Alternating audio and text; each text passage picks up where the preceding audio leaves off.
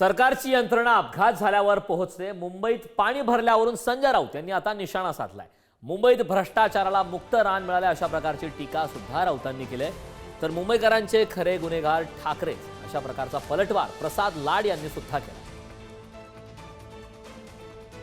मुंबईसारखं शहर पाण्यात गेलेलं आहे। मराठवाड्यामध्ये लष्कर बोलवावं लागलं। किश्तवाडामध्ये 65 लोक लँडस्लायडिंगमध्ये मरण पावले। उत्तराखंडमधल्या धरोलीमध्ये सुद्धा 100च्या आसपास लोक मरण पावलेली आहेत। हे प्रत्येक ठिकाणी होत आहे। तुमची जी यंत्रणा आहे ही अपघात झाल्यावर तिथे जाते। अपघात टाळण्यासाठी तुम्ही काय करताय? मुंबईसारख्या महानगरपालिकेला गेल्या 3 वर्षापासून कोणाचंही नेतृत्व नाही लोकप्रतिनिधींचं। 27 महानगरपालिकांमध्ये अशा प्रकारे भ्रष्टाचाराला मुक्त रान मिळालेलं आहे। मुंबई कोणी थांबवली? आदित्य ठाकरेंनी पहिले स्वतः ठरवून घ्यायला पाहिजे।